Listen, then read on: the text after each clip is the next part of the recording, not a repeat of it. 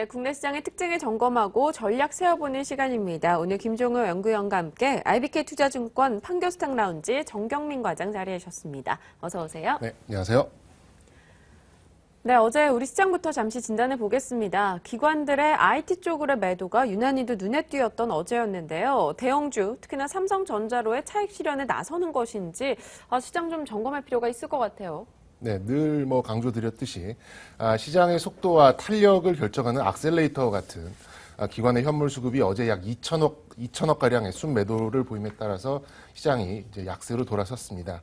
짚어주신 대로 어제 기관 매도는 상위 삼성전자를 비롯해서 코덱스 레버리지와 또 LG 디스플레이, SK 하이닉스 등 시장 비중이 상당히 높은 IT에 집중된 탓도 있었고요. 또 옵션 만기에 따라서 코 200 지수 255 미만 유지를 위한 매도였을 것으로 좀 추정이 되고 있습니다. 단기적인 시각으로 보자면 1900선을 밟고 일어나면서 기관 매수 물량이 일부 차익 실현 성격도 좀 있을 것이고요. 또 어쨌든 6일 연속 상승에 대한 피로감 어떤 것이라도 좋습니다. 핵심은 기관이건 외인이건 메이저 수급 주체들은 주가 지수에 큰 기대를 하고 있지 않다라는 점이 되겠고요. 동시에 빠르진 않더라도 또 크지는 않더라도 그나마 대형주에서 기대할 수 있는 것은 계속해서 IT가 아닌가 이렇게 좀 생각을 좀 해봅니다. 개인적으로 내심 한 2천 부근이 와서 대대적인 포트폴리오 교체가 가능한 타이밍을 한번 줬으면 좋겠다라고 생각을 해봤었는데 결론을 드리자면 연말까지 큰 악재와 돌출된 변수가 없기 때문에 대형주와 지수 변동성은 다소 좀 감소가 될 것 같고요. 또한 중형주들의 약진을 한번 기대해 볼 수 있는 그런 타이밍이 아닌가 이렇게 좀 전망을 해보겠습니다.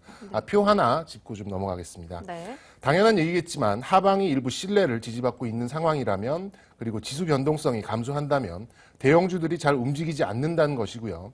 그에 따라서 중형주들이 상대적인 강세를 보일 수도 있다. 이렇게 좀 짚어드리겠고 올해 30에서 35 정도의 변동성을 보였었는데요.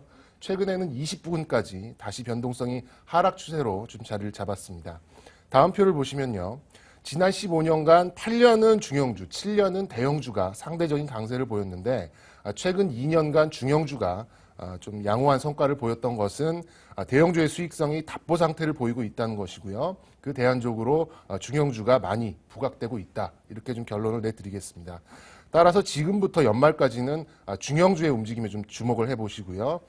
선별적으로 접근하는 것이 수익률 개선에는 결정적인 역할을 할 수도 있다. 이렇게 좀 전망을 해보겠습니다. 네, 지수나 대형주의 변동성은 줄어들 것이고 그럼 연말에 중형주의 약진을 좀 기대해본다라고 이야기 주셨습니다. 김 위원님의 시각 확인해 볼게요. 기관들의 수급 상황 어떤 식으로 판단하십니까?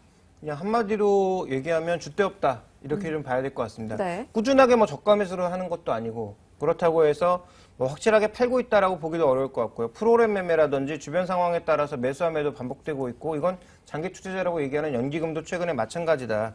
오히려 연기금도 최근 들어서는 주식을 꾸준하게 늘리는 방향보다는 좀 줄이거나 비중을 옮겨 타는 그런 방향을 나타내고 있는 게 아닌가. 이런 좀 생각이 들 정도로 움직임이 나타나고 있습니다. 그래서 기관들의 수급의 핵심은 한마디로 방향성이 없다라는 것이 문제인 것 같고요. 그래서 외국인들이 팔면 내리고 외국인들의 매도가 줄어들면 지금처럼 반등하거나 횡보하는 그런 장세가 연출되고 있다라는 점에서 국내 기관 투자자들만의 잘못은 아니겠죠. 왜냐하면 투신권은 돈이 들어와야 살 수 있는 것이고 금융투자 같은 경우에는 자신들의 계정으로 매매하는 굉장히 공격적인 자기 투자 그리고 상품 투자, ELS 이런 것들이 모두 묶여있기 때문에 꼭 그들만의 탓은 아니라고 보여지나 기관의 매매에 방향성이 없다라는 점에서 결국은 아직까지는 시장을 보는 핵심은 외국인 매매가 될 것이다. 이렇게 좀 봐야 될 것 같습니다. 네, 알겠습니다. 어제 우리 시장에서 외국인이 많이 샀던 종목군들 중에 하나가 또 건설주입니다. 건설주의 반등이 눈에 띄었는데요. 그 가운데서 하나 꼽는다면 현대건설을 한번 꼽아보겠습니다. 외국인이 현대건설에서는 또 큰 매도를 보였는데도 불구하고 급등이었어요. 어떤 이슈가 있었던 거죠? 건설주가 동반 다 괜찮았다 이렇게 엮어주기에는 좀 부족한 그런 상황인 것 같은데요. 네. 사실 물리적으로 많이 내려왔다. 또 낯설 정도로 절대 주가가 좀 싸 보인다는 것 외에는 건설주에는 좀 큰 매력을 느끼기는 어려운 것 같습니다. 어찌되었건 양질의 해외 수주 또 그에 따른 실적 회복이 근본적으로 일어나지 않는 상황에서 단기간의 움직임만으로 즉시 판단을 가져간다는 것은 상당히 위험할 수도 있다. 이렇게 좀 짚어드리겠고요. 전에도 밝혀드렸지만 전문 투자자가 아니고서야 굳이 건설주에 매달려서 고생하실 필요는 절대 없다라는 생각이고 만약에 주가가 반등한다면 매도로 대응하셔서 빠져나오시는 게 오히려 현명하실 수도 있다라고 조언을 드리겠습니다.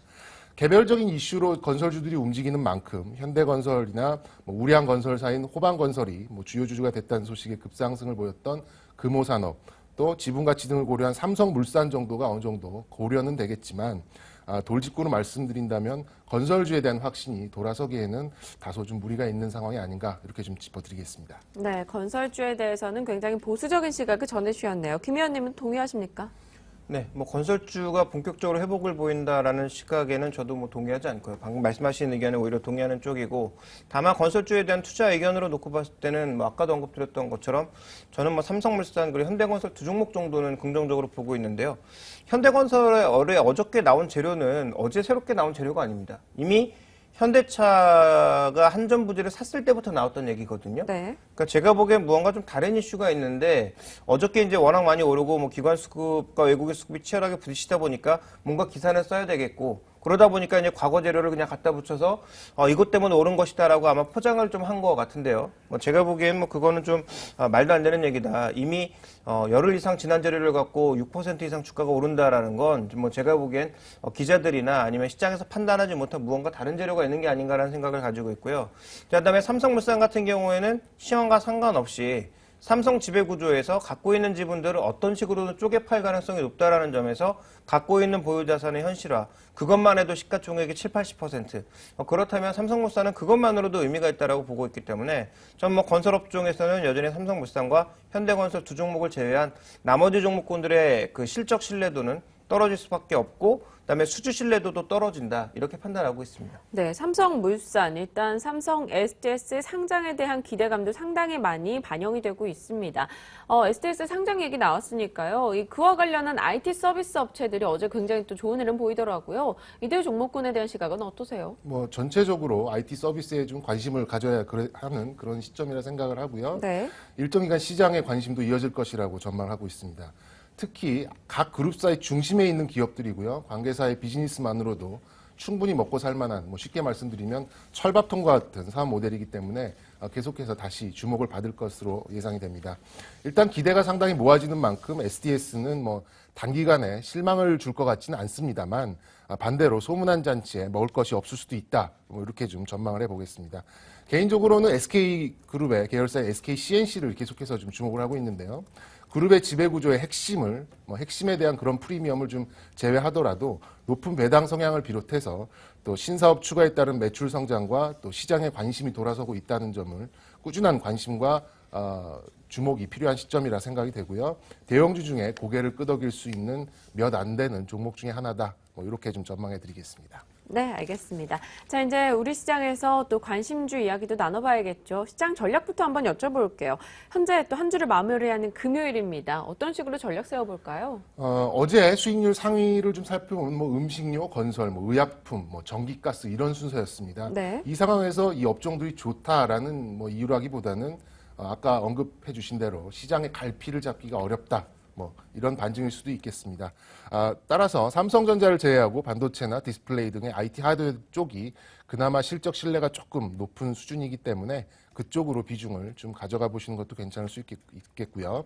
앞서 언급드린 대로 시장 변동성이 하향 안정세에 접어든다면 최소한 실적이 유지되는 중형주를 찾아보시는 것도 좋은 전략이 될 것 같습니다. 네, 그렇다면 그 중형주 어떤 거 저희 꼽아볼 수 있을까요? 제가 말씀드렸던 논리들의 교집합입니다. 네. 중형주이면서 IT고 기관에 수급이 들어온 종목입니다.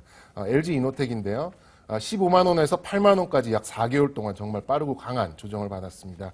최근에 기관 수급을 통해서 바닥 다지기와 바닥 탈출을 동시에 노리고 있는 그런 이제 시점으로 보면 될 것 같습니다. 제가 네 가지 투자 포인트를 좀 잡아봤는데요. 첫 번째 낮아진 실적과 또 조정을 통한 충분한 주가 반영을 꼽을 수 있겠고, 두 번째는 내년에 스마트 부분의 안정적 매출과 신규인 자동차 전장 부분 매출 발생, 그 세 번째는 LED 수익성 개선 효과가 입증이 된 점, 마지막으로는 좀 만만한 밸류에이션 이렇게 좀 잡아볼 수 있겠고요. 매수는 뭐 현재가 부근 큰 무리 없을 것 같습니다. 목표가는 12만 원 수준, 손절가는 8만 5천 원 이 수준으로 제시해드리겠습니다. 네, 현재 9만 9천 원대 움직임 보입니다. 목표 주가 12만 원 잡아주셨고요. 손절가는 8만 5천 원 설정해 주셨네요. 낮아진 실적이 앞으로는 좀 더 큰 모멘텀이 돼줄 수 있다라는 이야기 전해주셨습니다. 자, 김종호 연구위원과 함께 정경민 과장과 이 시간 꾸려봤습니다. 고맙습니다. 네, 감사합니다.